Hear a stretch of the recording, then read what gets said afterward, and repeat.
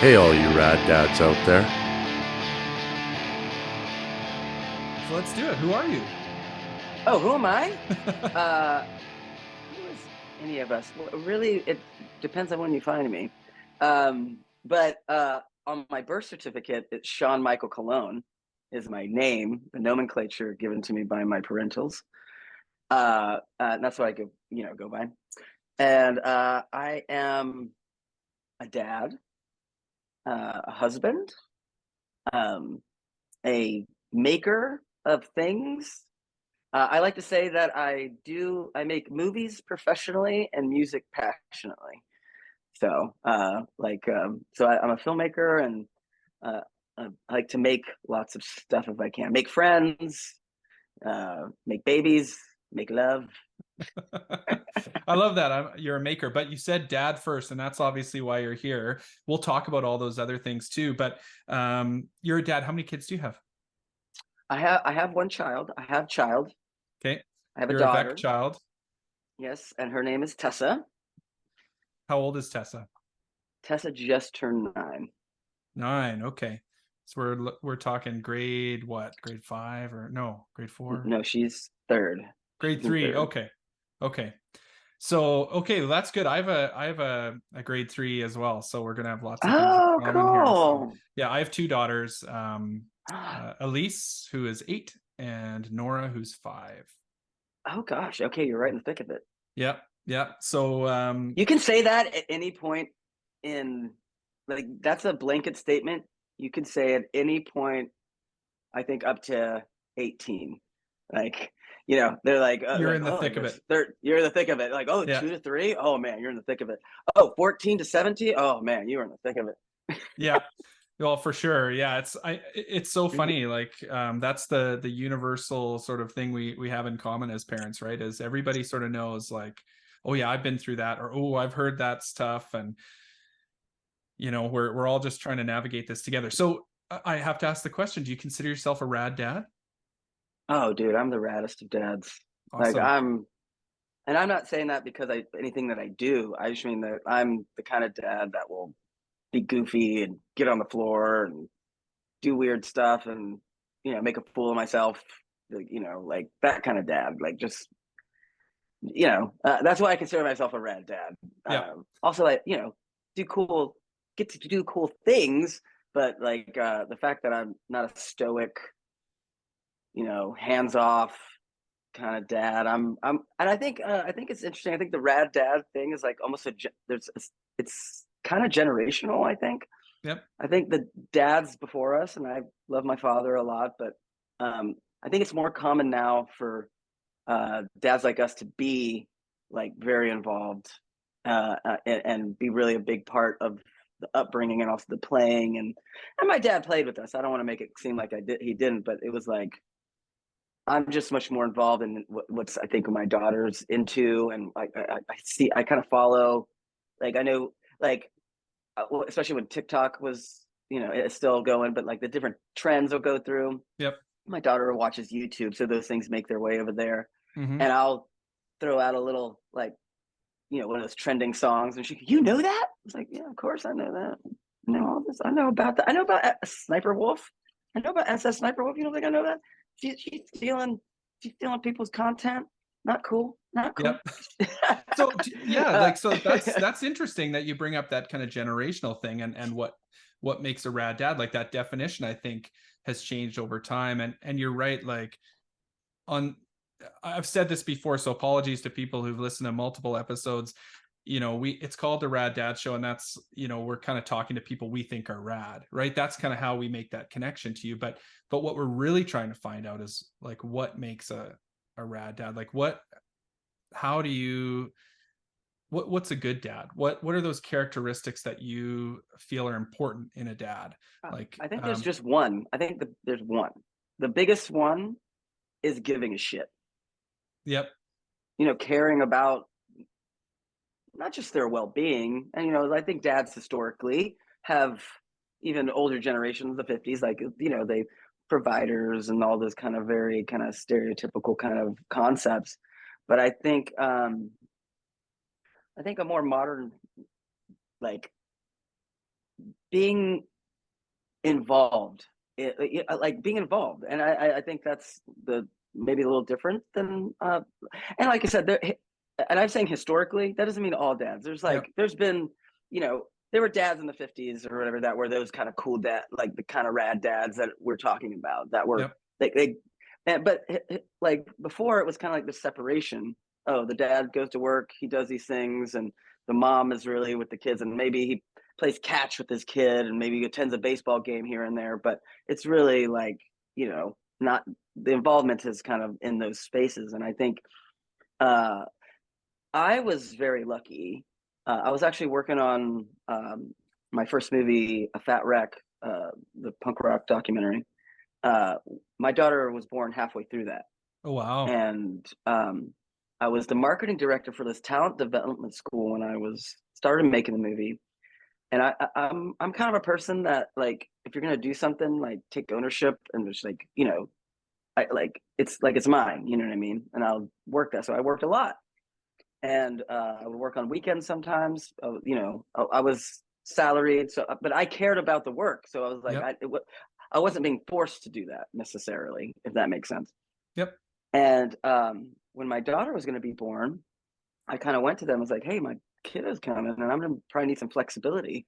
And they're like, oh, okay. But then they like put me on contract and then started pulling away work because they didn't have to give me unemployment.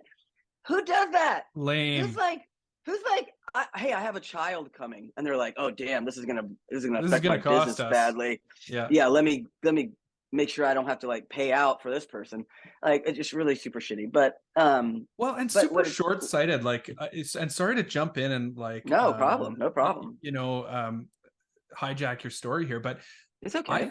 I don't think that's not something that's really come up on this show very often. But I do think, as I think about like the workforce, like, that's something that I hope is changing now, is better, more understanding that, like, if you support your employees. This was a woman. Yeah. She was, and she had kids.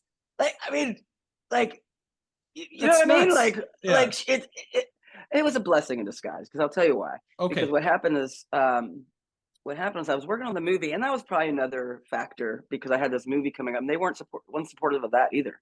And this is like, I had the crowdfunding thing. I had a very successful crowdfunding thing. I had never made a movie before.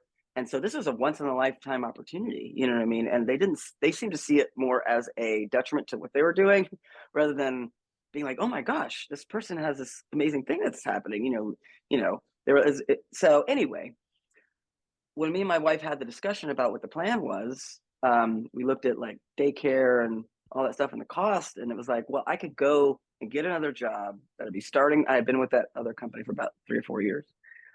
And I was like, I could start over, go get a job. But then I'm working to pay for the kid to be in daycare. Like, I mean, it's really most of the money that's where it would be going. And I was like, and then I wouldn't have time to work on the movie, which, the movie was a bit of a gamble, but not that much of a gamble, because we had such a successful crowdfunding. I had a lot of people who were interested in licensing the movie and distributing the movie reach out early on, because obviously there was an audience. So it was a risk, but it was a calculated risk, And so me and my wife made the decision that I would be primary parent. I would take over as primary, and I would stay home. That way, when the kiddo was sleeping, or I could work on the film, and I could be editing at the same time. I also was into that. I always really wanted to,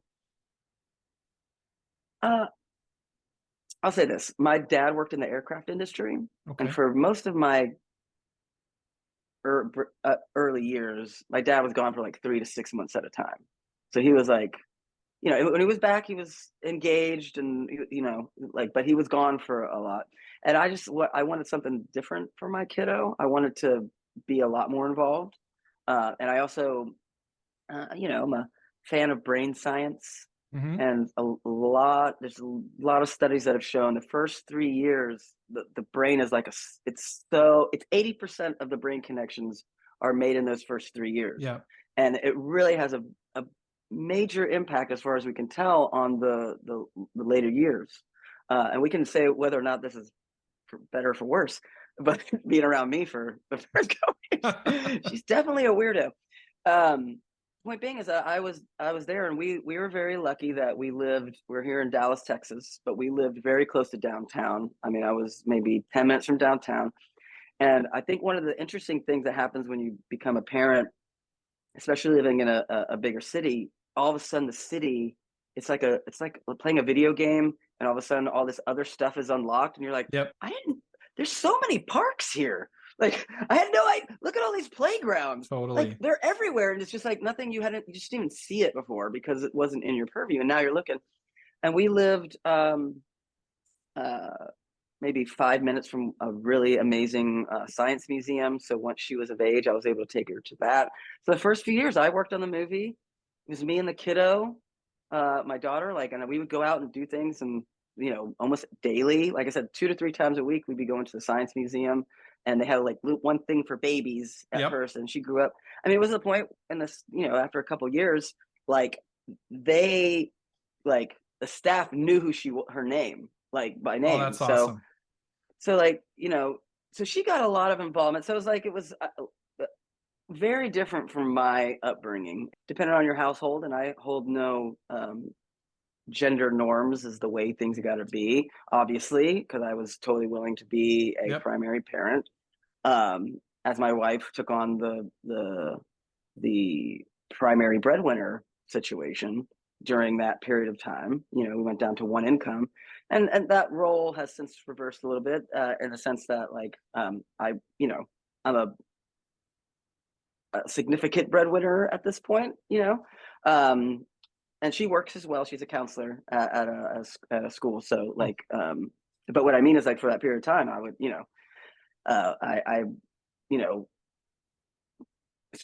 I wouldn't say swallowed the pride, because I was working on a project, but it was kind of those things like, I don't give a crap about, I want to be home with the kiddo. Yeah. Well, you know what I mean? You had what I would consider, like, even sort of to this day, like a more uncommon experience, right? A not as common experience. Like, it's not that it's totally rare or unheard of, but more common now. Yep. I think that's become a lot more common now than it had been in the past. Like Mr. Sure. Mom, they're like that. There's a movie. It was so crazy that a dad would stay home with the kids. We're gonna make a movie about it. I know. You know what I mean? Like, and nothing against that movie. I think it's an adorable movie. My other favorite part is the Japanese guys that come to take over the factory, because there was this big fear at the time that Japan was going to take over like everything, and so they were like the bad guys that getting fired. And now, hilarious. Yeah, it's so funny. Anyway, I digress. I do that a lot, but but you did have that unique experience, and I'm curious, because this is your, at that time, your new dad, when you take that on, were you kind of nervous about that? Like, did you feel kind of ready? And maybe I'll connect it back to something that you talked about earlier. You were like, you just have to give a shit. Like, that's like the one criteria for being a rad dad, or at least like a foundational criteria. You just have to give a shit. Like, does that come naturally? Is that something you have to work at? A little bit of both? What do you think? I mean, for me, it's so cliche to talk about how once you have a kid and you touch your child or see them for the first time, how everything changes. Dude, it does. Mm-hmm. Like, I mean, it didn't stop me from wanting to make movies or wanting to make music or any of those kind of things. It's like, I think it's there's that the Drunk Tank song. I think No Use for a Name covered it, and it's like, Fairy Tale of New York. You combine what's important to you. It's not like, oh, kiddo came, I don't care about music anymore, I don't care about my own desires anymore, everything's about the kid. Like, no, it becomes part of what, like, of course I'm going to give a shit. Like, this is also important. Like, it's like, and I'm not equating the two, but like, I was making a movie. The movie's important to me. It's important. And it's an important thing that I want to make. And I wasn't doing it for money. I was doing it because it was something important. And so, and it's hard, and it's once again, coming back, it's something you give a shit about it, Yep. And when the kiddo comes, you're like, oh, okay, I gotta, you want, I mean, I can't speak for other dads. I just like, I want to, it's not like a matter of like, oh, now I have to do this. This is my obligation. it's like, I It's a want to do gift. this. It's like, Yeah. it's inherent in, like, of course Yeah. I do, and I'm not saying like every time it's easy and it's always fun and, blowouts and diapers and all that shit is like shitty, but it's like, you know, like bands that go on tour. And once again, I'm not saying it's the same thing. I'm just saying it's when you give a shit about something, Yep. you inherently care about it. And so you're like, I mean, if you don't give a shit about making music and you don't give a shit about going on tour, like being on tour is awful. Of course. Like, Yeah. you know what I mean? Like there's like these little moments of joy, and maybe I can equate the two.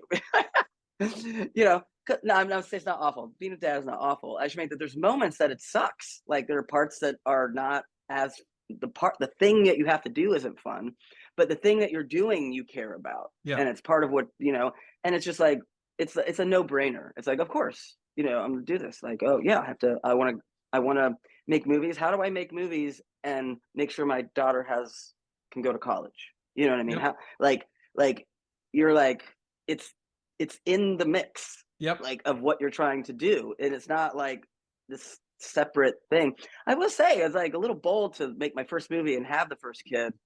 There's two like things I had no idea how to do going into them, and who knows if I do now. That's to be debated. But I mean, I like being a dad. Yeah. It's like I like it. It's cool. It's this little person is, I know you probably had this experience with your kiddos. Like it reflects back the best things about yourself and the worst things about yourself, and you see them Absolutely. clear as day. And you're like, oh, that's what people don't like about me because I don't like this part of my child right now. Like, Totally. why are you so mean? Like, am I mean to people like this? Uh, Yeah. Well, yeah, because they pick up, they're watching you all the time too, which is so interesting. And you talked about those first few years. Like, I had the opportunity to be home with my second daughter, oh, Nora, awesome. Yeah. for 3 months. And so it was just like my wife, to be honest, our second child, she, went through 9 months of the mat leave, and basically she was just like, Brett, I need to go back to work. Like I'm done with this right now. Like not like she didn't want to be around the baby or whatever, but it just been a couple years being at home with the kids for quite a while, and she was just ready to do that. And I'm like, hell yeah, like I will take that opportunity on, because to me, when I look back now, like it was some of the best time of my life. Dude, And it's so cool. not easy, right? Not easy by No, any not stretch of the easy. imagination, but just like you said, like going to museums, or I learned all the different programs at the different libraries, and like I never would have known about that before. And Oh, we like, or just, just walking around with the kiddo being like, yeah. say hi, say Yep. hello. Yep. It's, just introducing them to things. Like Yep. I remember like I would take my daughter to school a lot once we got to that phase. And we play all different kind of music. Thank goodness for Spotify and having the world's music at your fingertips. Mm-hmm. And get to show her all different kind of stuff. And not forcing anything in particular, just saying, oh, this is Paul Simon. Oh, like this is No Effects. Like, oh, this is this, that, Yep. and having an influence on who this person is going to be. But yeah, no, but what you said earlier, like, do they pick up on all the stuff? They Yeah. pick up on all of it. And it's, and like I said, it makes you clearly see yourself in a way that I don't think is possible.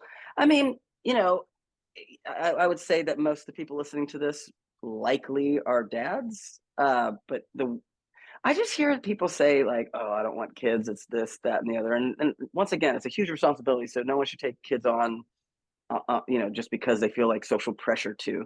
Yep. But like, I'm like, dude, you should like. And I can say this, and let me preface this as well. It's easy. It's easy for me to say I've enjoyed it because my daughter has been, relatively free of any Mm-hmm. major medical issues or any, mental issues, socialization issues that are, everyone's experiences are very different. And I would never pretend like, why do you want to be a parent? It's great. But like everyone's experience is different. Yep. But man, it there's nothing like it. There's like nothing like it. And it sounds so, for people who don't have kids, it sounds like you're being, what is it? What's the word I'm looking for? Like you're Like you're talking down at them, or you're like so much better than them. It's like, you don't know until you've crossed that line. Yep. You can't know. It's impossible to know. And the people who say, "Oh, I have animals," and I mean, it's like a slight flavor of it. Yep. It's caring for this other thing and Yep. having a personality, but it's not the same. It's just not the same. You don't see yourself reflected in an animal the same way you see yourself reflected, and not just yourself, but your significant other. The other person. You see that person come out, and it's just it's such an interesting experience. From just like, if you take a step back from the personal side of it, it's just interesting. It's Totally. wildly interesting. And there's no way you can experience that unless you end up being a parent at some point. It's really cool. I don't want to make this sound like, it's like a work project or something, but it is really cool to have that responsibility. I feel like you are responsible for something so important now and so amazing, like it just, and every step of the way, like it's hard work, but you get this feedback that's just incredible. Like you get to see what you put in sort of come out too, right? And I'll share something. It's just kind of making me think of this. KJ Jansen from Chicks Dig It was on the podcast, and something that he said that really stuck with me is like, when you become a parent, like you're going to experience 10 times the negative feelings that you've ever experienced before, the sadness and the frustration and all those things 10 times, but you're going to experience 10,000 times the positive feelings, the joy and, love and all those things. And so, it's hard, but it can be so rewarding. And you get to send this little person out into the world, hopefully with some kind of, baseline, because you want them to do whatever they are going to do themselves, and be their own person. But you hope that you establish some kind of like, this is how you treat people, and like, so you're sending this person to the world, and hopefully they're somebody that's going to have a positive,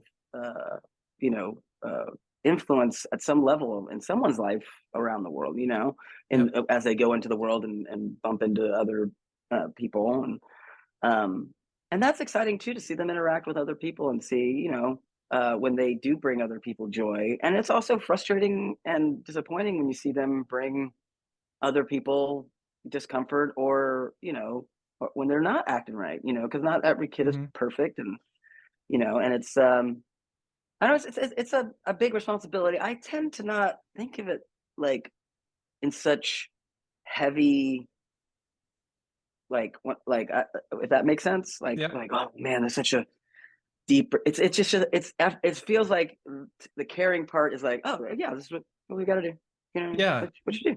No, I totally it's not like this is oh my gosh, this burden, like it's not a burden. It's like oh, okay, this is what we're gonna do. Like, I want to make sure she's okay, and especially if you have a partner that is smart and equally engaged, and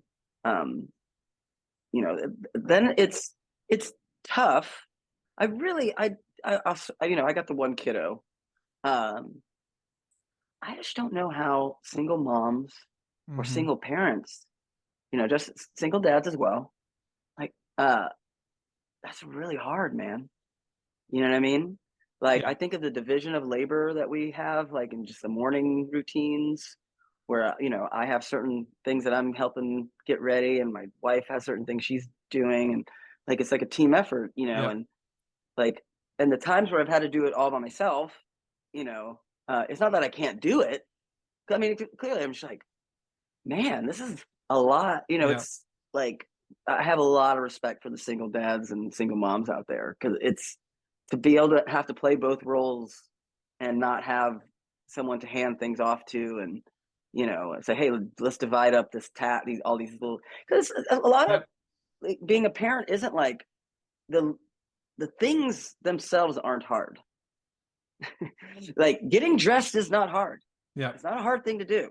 but getting a, 8, 9-year-old up out of bed, dressed in a timely manner can be challenging. Totally. You know what I mean? Especially if you have to get ready and you're trying to do all these other things. And so, yeah, it's I think Well, it's go ahead. no, I was just gonna say, you think about like the old the old adage, like it takes a village. I as time goes on, I'm really starting to understand what that means, and the importance of that, because it's the same thing for me. Amazing partner, and we communicate well, and we try to get the kids out the door and at school in time and all that kind of stuff, like, and it's not easy, right? But like we're even starting to like lean on our community more, our Oh yeah, friends, I our lean on family, like, my my father-in-law. I yeah. mean, just yesterday I was driving and I had a rock or something chip my windshield. So then I had to have a company come do a repair. Mm-hmm. Luckily, it was repairable. But the time they could come is exactly when I needed to be picking up my wife and daughter. Like, it's like the only window they had, So I was able to call my father-in-law and say, "Hey, would you be able to swing by and pick them up?" And he would, and he would. I mean, Yeah. these little logistical things become, and to speak of community, like my good friend that I've been in bands with for a long time, and we've been like good friends for like 25 years, and our kiddos are around the same age, they're within a year of each other. And like, there was a time we had a date, me and my wife had a date, and we had done a babysitter thing, and we had a babysitter cancel 2 days before, so we got another one. And then an hour before it was supposed to go out, the other babysitter Oh, canceled. And I was like, what do I do? You know what I mean? Like, what do we do? Just cancel our thing, And, but I called my buddy, or texted him, and I was like, hey, are you home? Because I wouldn't normally do this, but like, and he was like, yeah, because he's recently divorced, and so he's doing like a little bit of a single dad thing. mm-hmm. And he's like, please, can she come over and stay? Because then she'll play with the kiddo, and I can have a night Yep. just observing instead of having to participate. Yep. And it really worked out. That night worked out, and he's like, yeah. And so like several times now, he's like, hey, I think last weekend he's like, hey, the kiddo really needs to have a play with a kid. Really Yep. wanting to have Yep. some. Could Tessa come Play date. over Yep. and spend the night? And we're like, yes, For sure. anytime, yes, because now we're going out. It gives us the opportunity to go out, and that's because now, so me and my wife can spend time together. It's because of my buddy, and it helps him out. Yep. As a parent, and those little things are huge. Yep. Those little things are huge, and like, it's family, community, and friends, and like, it does take a village. And I think that's something that I'm not one of those people that's like, oh, the time we live in is terrible and blah blah. I mean, objectively, it's one of the best times to be alive. Mm-hmm. I mean, objectively, there's like been a never better time to be alive. Now, that could change in a drop of a hat, but as of right now, it's one of the best times to be alive as human beings. I do think that, and it really depends on where you are in the country, in the world, and things like that. But at least where I am, there is not a strong sense of neighborhood community. Yep. You know what I mean? And like I said, that depends on where you're at, and things can be different, but I don't feel that as much. I mean, when I was growing up, like, all the other parents would kind of be looking out for the kids, and Mm-hmm. we'd go out, and it sounds old fuddy-duddy kind of stuff, but I mean, it depends on where you're, like I said, where you're raised and all that stuff. We would go, I mean, we were gone all day in the neighborhood. Me too. You know what I mean? Like, all day. And my parents wouldn't see me for the whole day, but other parents would see us. You know what I mean? Yep.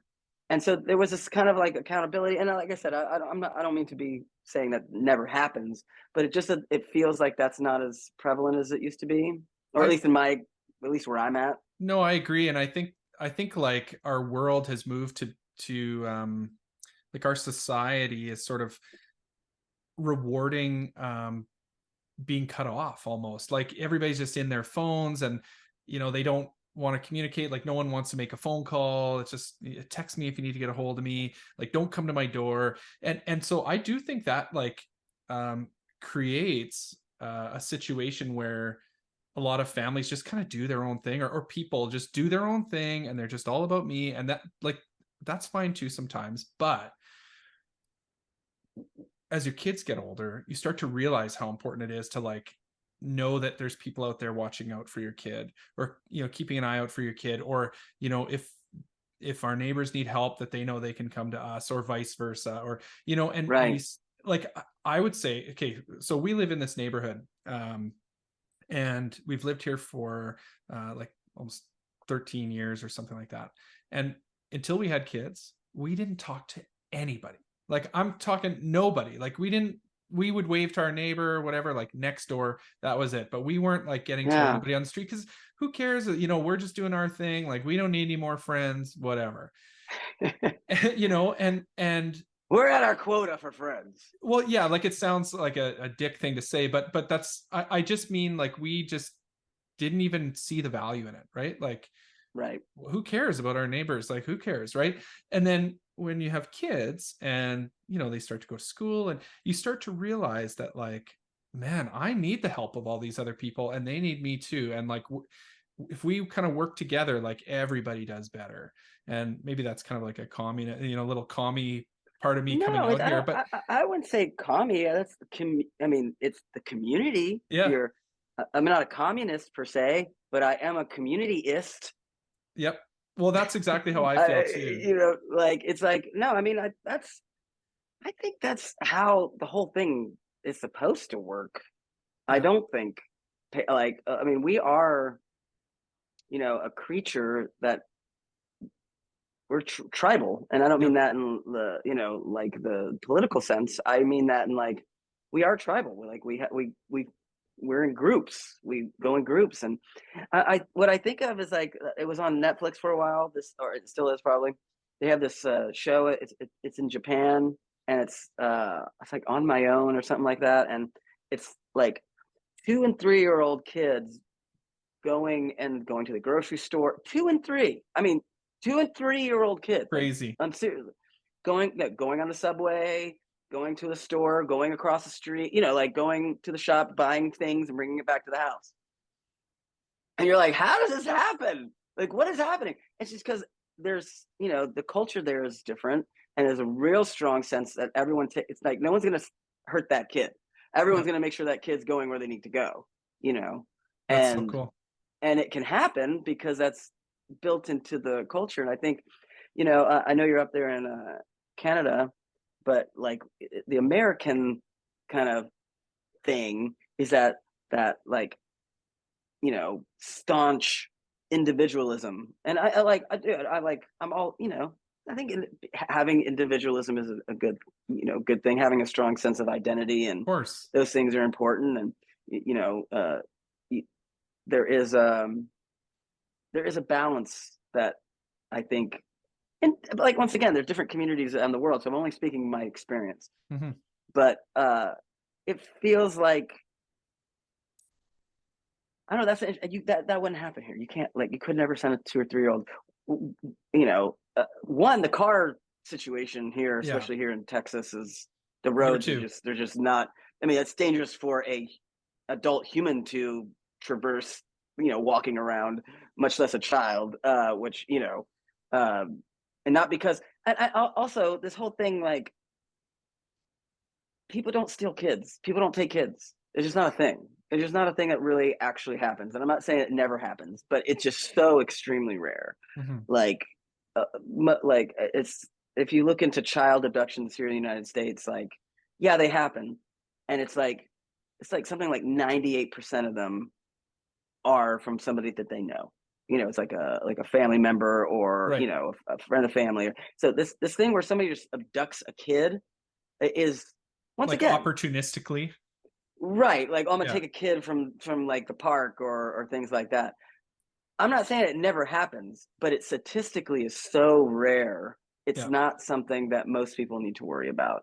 Yeah. Most communities will look out for a kid. Mm-hmm. And I think one of the things that is a bummer right now is that if someone were to see a kid on their own, rather than providing assistance and making sure they're okay, and I'm not saying that, once again, that does never happen, but the instinct is to call the police. Mm-hmm. The instinct is to call, or if the parents aren't there, they're negligent or something like Child and that. Family Services or whatever.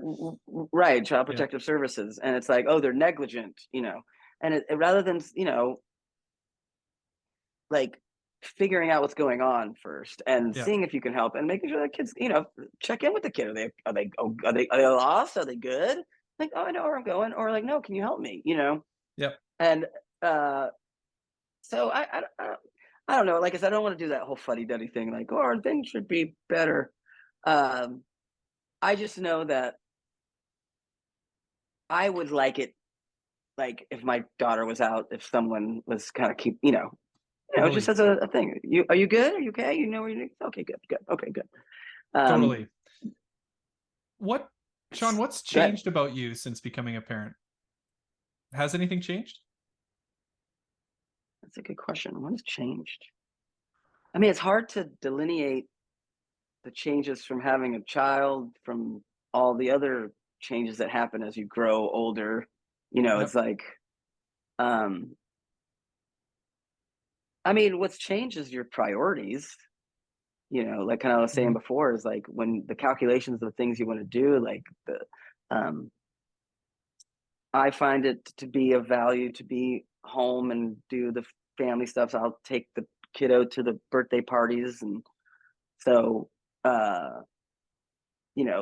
those kind of things, like prioritize, putting those things in the things that are important to be done, if that makes sense. So what I do changed, but it's also we got older. It's like I'm older, but also because I would say it is harder, and it's starting to change now because of all the spend the nights. What changed was getting to go out to movies at night. It's just because the logistics become it's just like, okay, let's just go during the day when my father-in-law is here, like rather than trying to go out at night. So like the kind of like how I think about going out to things or movies or those kind of things change. What you go out and get to do shifts a little bit, but now that 8 and 9, as they go to overnight things and they start spending the night and having these other things, that has started. I mean, in the last couple of years, that's really returned in a big way, where me and my wife are going out and doing stuff regularly now, sometimes at night, and getting where we have the house to ourselves, overnight, and can have a little non-kid time, if that makes sense, with not having to worry about sounds or doors opening or anything like that. So like, which gives you a certain level of comfort when you're being intimate and things like that, and not just being intimate like sexually, just being intimate in in like a different kind of way. You get your living room back. Well, you talked about like how having kids like kind of fits into the whole process. Like it doesn't make any of those other things go away. I mean, maybe it does. Maybe you make a conscious decision that like, I don't care about making movies anymore, so I'm just going to leave that behind. Some people do, right? Like some people are like, yeah, well, I don't have time to play rec hockey anymore, I'm not going to do that. But your relationship with your partner is one of those pieces of the puzzle that like it's easy to like shift it down the ladder, and maybe appropriate to shift it down the ladder in terms of priority for a while, right? Yeah, it does. It shifts. It definitely, because your priorities are different for a little bit, and your energy. As like it's like doing all this stuff. It's a big energy. You have to put a lot of energy, and that comes back to giving a shit. Like giving a shit is effort to me. I mean, I'm saying as a blanket statement, but it's effort. And effort is within a given day, there's probably only so much effort that you can expel. And early on, as they're having to like, you have to put their shoes on them, and you have to like really kind of be handling almost every single aspect. That's energy. And as they get older, they can dress themselves and they can do these things. So that energy is not being utilized. So just you have more time to put effort into other things. To fill And your that's why, battery, like, and yeah. yeah. And so, like, I mean, that's what's so interesting about this time and at this age, um, at the 8 or 9, for us, like, especially having the one child, um, so that's shifting. So that changed, but now I mean, it's different, but it's changing again. Yep. It's evolving. I think it's an evolution. But I think it's like any kind of big life changing thing, right? That when you get married. I mean, for us when we got married, or you take on a partner, whether or not you get married or not, but when you commit to a partner for life and you make them integrate them into when you integrate yourselves in each other's lives, lots of things. There was lots of changes there. So I think but that's once again that if you care and if you want to, Then you're going to nurture so those aspects, right? And just like you're yeah, talking I about feel your films, you have to devote the time, and you have to give a shit about your project to yeah, and you have make to it a care about success. yourself too. Yep. This is a thing where uh, for a while my wife was not really going out and uh, cultivating some friendships, and because I always told her, I was like, hey, I'll stay home and watch the kiddo. You should go out, and she has since done that a lot more.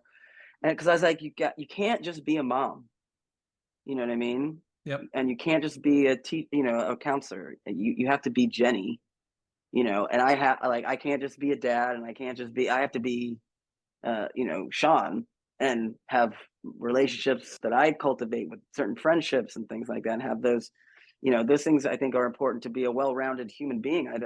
Those people are like, my whole life is my kid. I was like, well, then you're doing a disservice to your kid. Yep.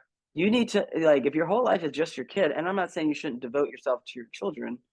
I just mean that when you start erasing your own identity and your whole identity of just being a parent, and once again, I think that kids can see that, Totally. and they can see that, oh, you have this like these other things. So I do the Uber and Lyft thing, right? And I can. This actually has to do with the kiddo, like how I got into it. So so I'll tell this story real quick if you don't mind. Sure. Yeah. Yeah. So like I said, I was working on the movie, and the kiddo came halfway through. So a good chunk of while I was making the movie and editing and getting that stuff together, I was just doing that, like the kiddo and the movie. Those are the two things Yep. I was doing, not generating much income. And then, like, the movie was finished, it came out. There was we were able to sell the movie, license it out. So there was a recoup of some of the money that I had spent. So that money came back. So that was nice.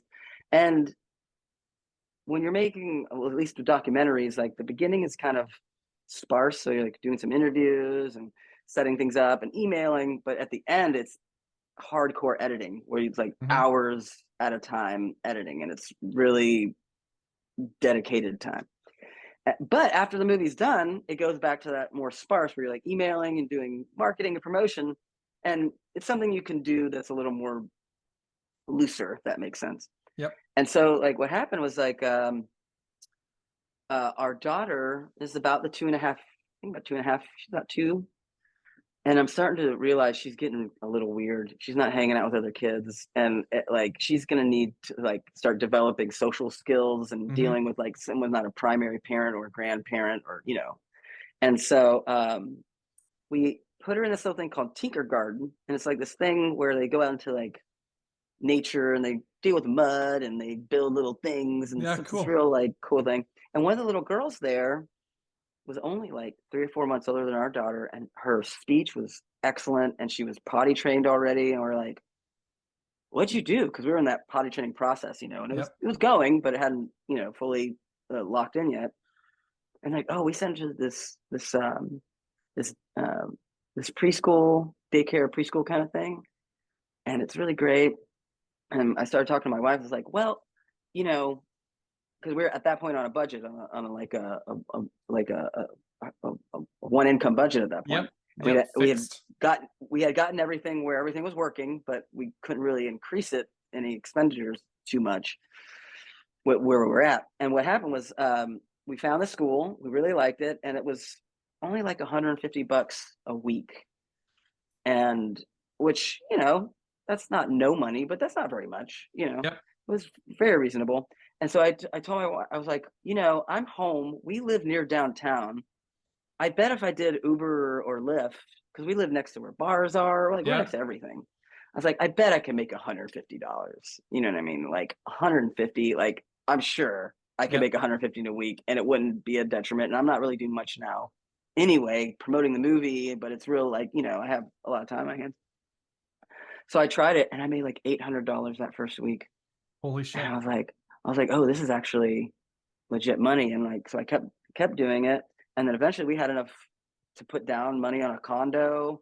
So we bought a condo and Awesome. like I ended up being near the airport here where a condo is, and which ended up being a very lucrative area for that. And I started doing it. I upgraded my cars to luxury cars. So I got like some real nice, fancy, you know, black Lexus, but you make the most money Right. with those things. So I make decent money with it, and it gives me a lot of flexibility, kept me able to make the movies. I'm working on this podcast documentary called Age of Audio. Yeah, One of the let's talk about impetuses for the new project. well, yeah. Well, I'll get there. Yeah. But before that, I started working on this movie. A lot of the people listening might know a Wilhelm Scream, the band of Wilhelm Scream.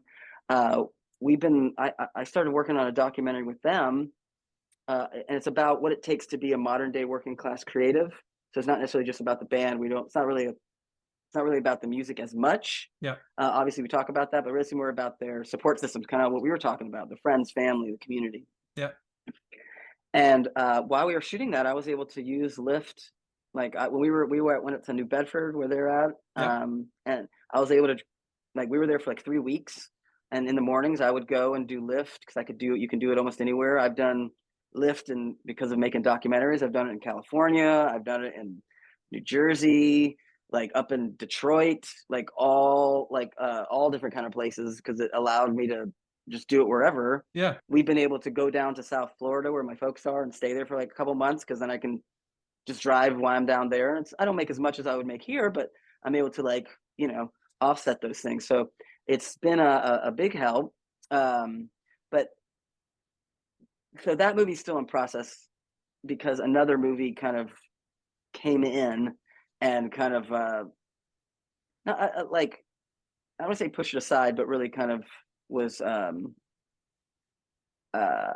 do I say this? It kind of dominated because it's Just had it's more kind of a bigger. momentum, or No, it's not just momentum, but like it's one of those things. Like if I didn't jump on it, I would be missing out on a massive opportunity. right. So I didn't mean to try and make two movies at the same time because I started the Wilhelm one, and then within a year, some things happened. Like for instance, while I was making the Wilhelm doc, it's called Anchor End. It's gonna be called Anchor That End. makes sense. Yeah. Anchor So ends because it's about all the anchors seem to hold us, you know, keep us tethered, to, you know, in a good way to our, you know, community and all this kind of thing. cool. But while we were filming in Brooklyn with them at a show, Propagandhi was playing, and we wanted to go to the show, and the band Heart Sounds was opening up for them. And I don't know how many people know this, but Ben from Heart Sounds, his uncle is Ira Glass. Oh, no way. I didn't know that. And he's really good with friends with Wilhelm. I think he's actually playing guitar on tour with them a lot now these days, and they're real good friends. So he was around, and when we were on our way to New York, he was like, "Hey, would you guys film?" Because we were going to go to that Propagandhi show. He's like, "Would you film our opening? You know, our set. You know, the camera, since you're going to be there." I'm like, "Hell yeah, let's do that." I bought tickets, but if you can get us into the show, that'll work out great. And on our way there, he was like, "Hey, my uncle's going to come to the show." My uncle being Ira Glass. Yeah. So I ended up we went to the show, and I ended up hanging out with Ira Glass at a Propagandhi show. No way. Isn't that crazy? I have pictures. And me and him chatted a lot. I told him about the movie we're working on, and he actually came. Wilhelm was playing that night, like little after Propagandhi. So like we all went to the Wilhelm show so we could film. And Ira went to the Wilhelm show as well. So he went and watched Wilhelm screenplay. No way. Yeah, isn't that crazy? So I also, as I was on the same tour of work, this filming tour, we were kind of gone. We were in Washington, and I met up with this guy, Dallas Taylor, who does this podcast called 20,000 Hertz. And it's all about sound. If you haven't listened to it, you totally should. It's amazing. It's like This American Life, or not even This American Life. It tells the story of sound, and all the different kind of like the swoosh from the Netflix thing, or the way that cartoon sounds were done, and all this kind of stuff. It's really amazing. You should watch. But they did an episode on the Wilhelm scream, right? Yeah. So I asked to do an interview with him, and he's like, "Yeah, sure," because I was kind of fit a little mini documentary about the Wilhelm scream into the Wilhelm scream doc, kind of fit. And as we started talking, we both realized that we knew this guy Roman Mars from the podcast 99% Invisible, and he had actually done the pull quote on the back of a Fat Wreck documentary, about Blu-ray. And so I knew him, and I was talking to Dallas, and he's like, "Okay, it's like, Roman, right? And you just hung out with Ira Glass at a punk rock show. Why aren't you making a podcast documentary?" And I was like, "Do you cuss on this show? Yeah, we cussed. Do we cuss?" Oh yeah. Yeah. Go for Oh, I was like, "Fuck you, dude. Fuck you. Why did you just say that to me? it. You should put that into the world. Like, I have to do that." Yeah. Like kind of what I said before about the Fat Wreck documentary, I found myself in a unique position to do it. Once again, I found myself in this unique position. And so I kind of put that in my back pocket. But the next month or so, I think I was at South by Southwest. I live here in Dallas, so I go down to South by pretty regularly and actually what I'll do is in the last few years, I've driven Lyft down there. Yeah.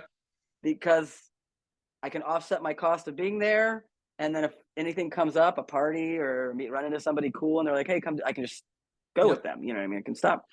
So I ran into my sales agent, the sales agent from a Fat Wreck, the guy who got us our deal. And he's a really cool guy. We're good friends at this point.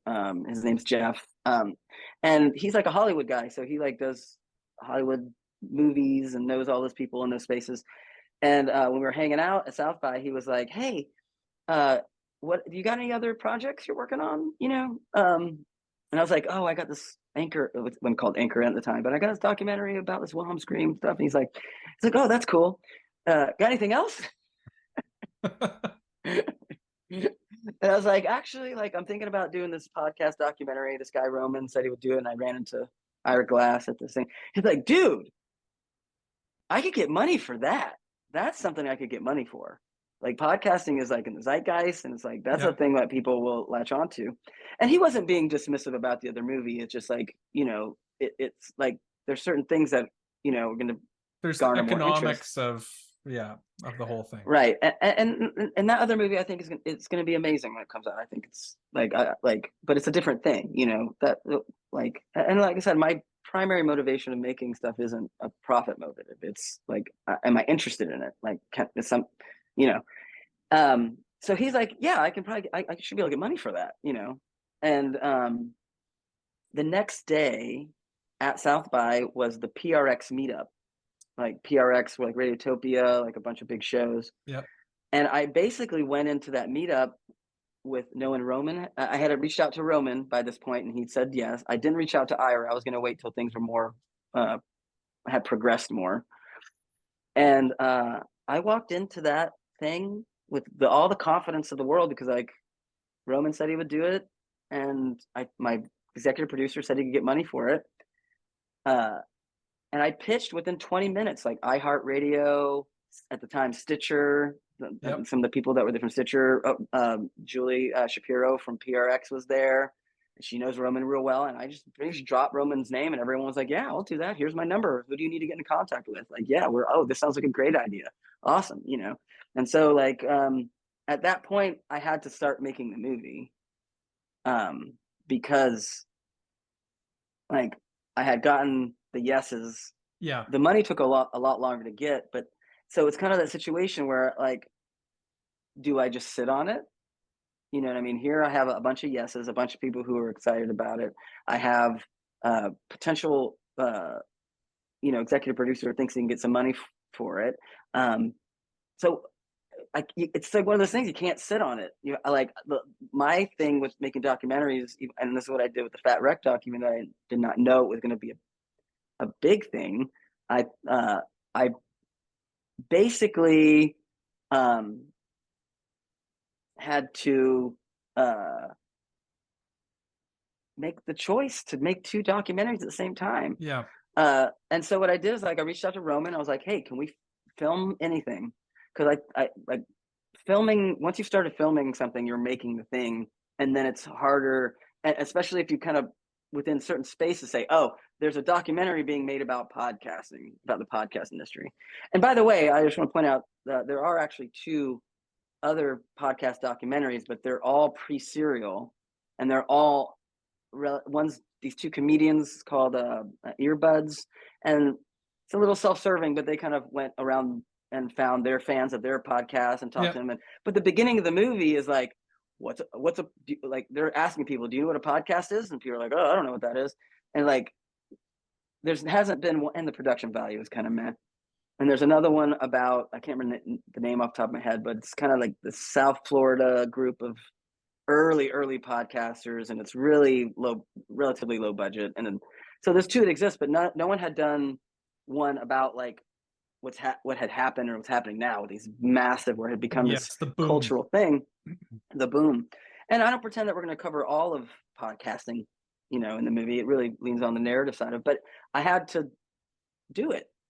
Like, I mean, if that makes sense. Yeah, you have no choice, right? It's because if you were to just you get all that, build that excitement, and then like you don't reach out to those people for a year, like they're gonna be like, well, is this guy even serious? Like, exactly. You just gotta go. And so and then once you start to say that you're making something, then you're making it. Yeah. And other people may not, I mean, it doesn't always prevent it, but other people may not, especially like if I was getting access to someone like Ira Glass, and I'm, within certain circles, there's some of the bigger, more prevalent people. So if you get those people within your thing, it makes it less likely that someone's going to make something exactly the same, because they're going to have to talk to those same exact people. Yes. And not those people won't talk to them, but it's just like, oh, somebody's making that right now. So, so it's planting the flag. Yep. So I had to, and so we've been working on that for 6 years. That's 6 years working on Age of Audio. Anchor End is 7 at this point. It's actually we already completed filming a long time ago on that doc, and it's been in the editing phase for several years now, and for a host of reasons, it's not complete. But there's a 2.5 hour cut that exists, so that movie's almost done. So what we're working on right now is getting Age of Audio out the door. I'm not sure how often you post, but within relative time frame of this podcast, we should have either launched or about to launch a crowdfunding campaign for Age of Audio. Is the name of the movie, Age of Audio.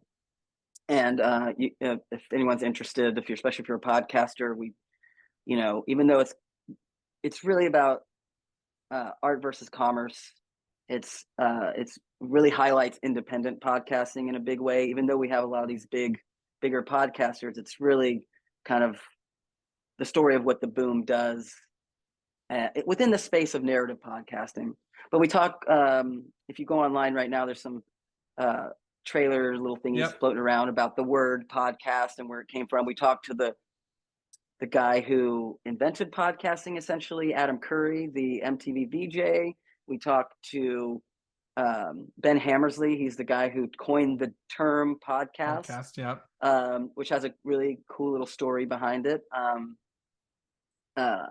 So we're trying to get over the finish line. We have about an hour cut. We've been working on it for years. And also the kind of the podcast boom has since had its expansion and then its contraction. Yep. And so we spoke to a lot of luminaries within that space. And it's fun. It's going to be, if you saw Fat Wreck, kind of my sensibilities and the people that I work with sensibilities, which is, there's no puppets in this one. I'm so No excited. puppets. Like, I think it's such a cool topic. When I talk to people and say, oh yeah, I have a podcast, like it's funny. Everybody knows kind of what, like they're aware of a podcast. They might even listen to a few podcasts, but they don't really understand, like, how does it happen? Like what is it all Right. about? Like, there's kind of this, there's a culture and a community, and there's all these different aspects now. Like, it kind of started as this, well, and I should let your movie tell the story, but No. I feel like it's interesting that, like, the similarities of the subculture behind certain areas of podcasting and punk rock. There's like this, because I think it's like this. There's a real hardcore DIY spirit totally in it, where it's like, anyone could do it. It's like, oh, anyone could just pick up a guitar and start playing punk rock. You don't have to know very many chords. You don't have to be fully technical to do it. Yep. And there's people who do it to a technical level, but you don't have to do it. Yeah, there's like an ethos in it, because it's like, and everyone can do it. I do think what I'm trying to do with the movie, one aspect of what I'm trying to do, is pull back the curtain a little bit and show that, no, there's a lot, like yourself, even though you're doing this thing on the side, you had to learn some of these technical things to be able to do and it's gotten easier over time, but you still have to have some kind of base technical experience to just get the thing hosted and online. And then you have the promotion side of it, and you have to make graphics for certain things, and now YouTube is a part of it, because you have to do the video part of it. And even as something as, which someone would, and I don't mean this in a pejorative way, but this is more of a basic kind of podcast, like two people talking to each other. And even this, you have to still, like once we're done, I'm going to send you audio, and you're going to have to line that up, and you have to know how to bring that audio in. You have to, like, align schedules, and getting me isn't too hard, because I'm just a little filmmaker guy. But some of the people that you've gotten on your show, you're dealing with sometimes a booking agent or their schedules. And so maybe to get somebody that you really think would be impactful for the show, you're navigating a booking situation where you're maybe chasing someone for a year and sending emails on a regular, but you don't want to be too bug somebody, but you have to be persistent. And so, like, it's not just throw up a microphone and talk. There's a whole, like, thing that's going on to bring this to someone. And there's what kind of going back to what I said, there's effort. There's a lot of effort that's involved in getting this to happen. And I just think that the two are so, my joke is like, podcasting is like punk rock without the heroin. or maybe without the drug use. You know what I mean? Like, it's not as, and I poke fun a little bit, but there's a lot more drinking and alcohol and drug abuse that seems to happen in punk rock. And I'm not throwing shade, but podcasters tend to be a little more straight-laced, but still have that DIY spirit, and still have that, like, when they meet other podcasters, like, oh, you got a podcast? Oh, it's oh, that's cool, I'll help man. you out. And, like, I totally agree. I mean, it's a community, it's a culture, just like punk rock is, right? And that's I think that's what drew me to, another aspect that drew me to it, is that I felt that similarity. And once again, I felt like I was in a unique position. We talked about our kiddo. Like, my daughter is fairly normal, in the sense that she has a lot of medical things. So I'm in a position where I can go do these things. I can leave. I have a wife that is willing to be a single parent for a month sometimes. Because when I stayed home with the kiddo, it wasn't just so I could finish the movie. It's also so much my wife could continue with her career and continue to do what she was doing, and she wasn't, she wanted to continue doing that. So, I've kind of talking about the age of audio, I think that the podcasting, it hasn't had its documentary yet. You Right. know, and I'm lucky and honored and take on, you know, this particular thing. Also, it's like it's fun to meet your heroes. You know For sure. that's the other thing. You know, with the Fat Wreck, I got to meet everybody that were my Yep. musical heroes. You know, um, like that's an amazing thing. And then same thing with like, so in that same way, like it's like a thing that's big to some people, but not big to others. So it's still accessible, you know, Yep. at Yep. certain levels. So like, didn't get Conan. I tried to get Conan for the movie for Yep. about a year, and it was close, pretty close. I got Matt Gorley from his podcast. Oh, nice. Uh, uh, but I was not able to get the man himself. Which is, I mean, that's, you know, that's how, you know, how things go. Sometimes you try stuff, and sometimes it works, sometimes it doesn't. Conan's lost. I think he is going to regret it, but luckily he has a podcast that he talks about stuff, so I can just probably pull from interviews. Right. That's the other great thing about doing a podcast documentary. Almost everyone has been on a podcast talking about podcasting at some point. Yep. So even if I couldn't interview them directly, I can theoretically pull some type of audio of them talking about it. Oh, or they're podcasters, so they're generally accessible, and they also are good at talking.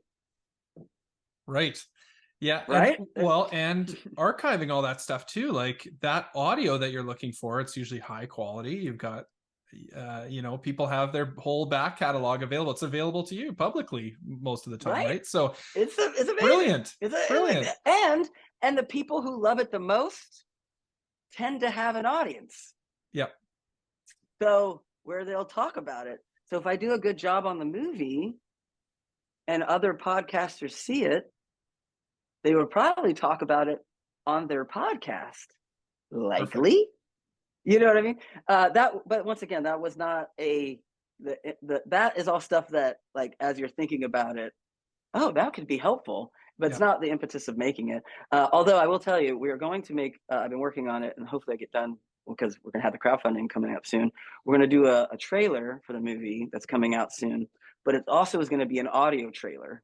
Awesome. So it's going to work. It's going to work on both. And we're going to do a thing where if podcasts put it in their show or in their feed, we're going to put them in like a special credit part of the movie. So they'll be included as, you know, so their podcast can be highlighted and associated, which I'm hoping if we do the trailer good enough that people will put it in there, be willing to do so. So that's my hope. That's like, I have a marketing background. Yeah. So I'm like, man, this is, you know, I for the last 5-6 years, I've had that marketing part of the movie turned off because I've been focused on story, and you know, you got to make a good movie.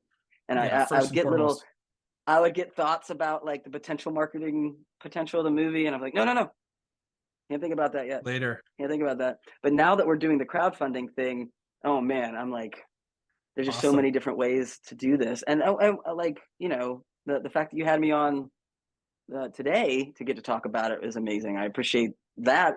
Also, I love talking. I don't know if you noticed that. Well, I love talking too, and I love talking to you. I mean, this is awesome. I'm so stoked about your film. I think it's a story that, like, as a podcaster, I feel, you know, to know that story is being told, I think is really exciting to me, really important to me. You know, we'd obviously be happy to help in any way we can. You know, well, you're going in the credits already, buddy. You're already going in the credits, bro. I already got that. Amazing. Oh, I'll put the logo, bro. I mean, I like that. That is easy. That's easy stuff. Well, yeah. I know. We can help. Happy you know, to do that. as I'm thinking about it, that's probably what I'm going to do. Like, have a little section in the credits of everyone's like logos, because that's helpful for when people go look up the podcast. They have that visual associated with it. So not just having the name. No, I really want to, like, you know, one thing that we did on the Fat Wreck documentary is before we made the movie, we did this thing where we did like kind of more or less a competition for like punk rock bands to submit like a cover of a Fat Record song, and the top rated ones we were going to put on a double disc vinyl, which we did after years of trying to make, like, getting it to, it was financially viable for me to do it. I didn't realize what I was doing at the time, like that side. But on the other side, what it did was, like, I was like, hey, make a thing and submit it, and we'll, you'll be on this vinyl, and that'll be associated with the movie, And so there's this band Abracadabra, and we said the band that had the most votes, because we did like a online voting thing, like their song would be in the movie, what I mean? And this band Abracadabra, they were like the ones that won. They had this great No Use for a Name ska cover. It's really great. In the end credits, it's really cool. And I mean, as far as I know, they still are like, hey, yeah, we were in this movie. And that's kind of a way that they've been able to, like, obviously their music, and they have been promoting themselves. I'm not taking any credit for their success at all. Yeah. I just mean it was another thing that kind of, like, got their music in front of more people, and let people who weren't on the label participate. And that's something I'm hoping to do with this movie, where we got a lot of these big names like Ira Glass and Radiolab, and certain circles that's real big. And Kevin Smith's in the movie. Fred Armisen makes a little appearance, very small, but just because he does an Ira Glass impression. Right. He didn't do it for us, but I had him talk about it. But if we're able to then give we'll probably release some more information later, but we're gonna have a way for podcasters to get a couple of them get either their podcasts, like, say, like on like a podcast player or some point in the movie, or the name of their podcast shows up in the film, like as a part of, like, I want to be able to integrate independent podcasters into it. And in fact, we're one of the subjects that we're talking to is an independent podcaster, and we're gonna, like, it's a narrative driven show, so it's showing like all the different, but we want to highlight that and show what happened to, like, that is the lifeblood of podcasting. Right. These big podcasts are, it's great, but if you even look right now at Spotify's strategy, they've shifted. They moved away from these big contract deals and these big names and celebrities, and they've shifted toward the smaller podcasts and bringing that up. And because you can make, you could bring in, a couple million people with Joe Rogan, but you might bring in tens of millions of people with 50 or 70 or 150 smaller podcasts, or maybe 1,000 small or 10,000 smaller podcasts, if that makes sense. And if a podcast has an audience of even 100 people, and it's consistently 100 people, those 100 people give a massive shit about that podcast. Totally. And that is their, like, you know what I mean? And so that's the thing. I see all these parallels to the punk rock thing, where, like, you can be in a punk rock band and be local and have, like, 150 people that really love your band. Yep. And it's worth doing it. Now, are you going to be rich off of that? Are you going to get a lot of clout? But people keep doing it because there's an audience that's showing up. Yep. And if it's 100 people that listen to your podcast every week, those 100 people, that's an important part of their life. Yeah. I listen to podcasts, and the ones that I listen to when they don't show up at around the right time that I'm used to. I'm going on Twitter to make sure the host's okay. Yeah. Like, know what I'm talking about. It's like, I haven't heard from you guys in a month. Are you okay? Is everything okay? Yeah. And I don't mean that because I'm mad that they didn't post. It's like, oh, I feel the absence. You know what I mean? You feel the absence. And as you can tell, I'm pretty passionate about the podcast. I do not have a podcast. I do not podcast. I am not a podcaster. I am. Well, you should change that. No, I'm not going to do it. I'm not going to do it. What I would like to do, if we had a wildly successful crowdfunding campaign, one of the stretch goals that I'm thinking about doing is, like, if it was enough money, then I could hire a podcaster to create an Age of Audio podcast series, and then we could figure out what that is. Because I also have all these interviews that all of those interviews are not going to make it into the totally. So there's lots of other things we could do as spin-offs of, I can't think about those things because I have to think about the movie, because it's already a massive undertaking. But there's all these other areas, who knows, which would be fun to do. So yeah, you've got crowdfunding coming up right away. So how can people find the movie, follow the progress of the movie and what's happening? Where's the best place to find you? Bro, marketing guy, right? AOA movie, Age of Audio movie, AOA movie, and that's everything. Okay. The website, TikTok, X, Twitter, Instagram. It's all AOA movie. And if you go to AOAmovie.com, you can see who's in it right away. Like, you can, if you want to participate, if you're a podcaster, there's some links on there. If you want to be a part, somehow contribute as an independent podcaster to the movie, there's a Google form you can fill out, and then we'll reach out, and as that list grows, we'll figure out ways to integrate those people who have submitted their podcast. I want to make sure anyone who's submitted anything, I haven't said this publicly, but if someone submits to our form, they're likely going to go in a thank you in the credits, because to me that's easy. And also, I don't do when I do credits, I put content next to the credits so that people watch the credits. This is a kind of a little tangent, but there's this thing where people are down on Marvel movies because they do the post-credit scene. Yep. And they're like, why do you need this post-credit scene? The movie's over. You know what? F you, anyone who doesn't like those post-credit scenes. People sit through the credits to get to that. Yeah. Which means they may see that CGI designer's name pop up, and that person worked on that movie, and that's a creator that is being seen because people stuck around. People stick around for the credits when you put something at the end. Yeah. And so if you've ever watched a Fat Wreck, anyone here is a Fat Wreck, you got we have the sting, literal sting, where Fat Mike gets stung by a bee. Yep. It's one of my, dude, every time I laugh every time. He's like, ah, and I'm like, what is it? What is it? I was like, sting me. What is it? A bee. he goes, a bee. So funny. But what I'm saying is point being is sorry, my tangent, but my point being is if you go to the website, you'll find out everything about the movie. There's jump off points to all the social media. If you go to our TikTok, I've been doing daily-ish updates on what I'm doing. So you can find out if you're curious about that. I try to keep it down to a minute, so it's not some kind of long-winded thing like I am now. And and we're trying to get the word out. If you're a rad dad and you have a podcast, you should fill out the thing. Or if you're someone who wants to help out with the film, there's a place. You don't have to have a podcast. There's a place to help out. I think kind of we were talking about community. Yep. Is how all this stuff happens, and I don't get to make this movie the way it needs to be done without engaging the community.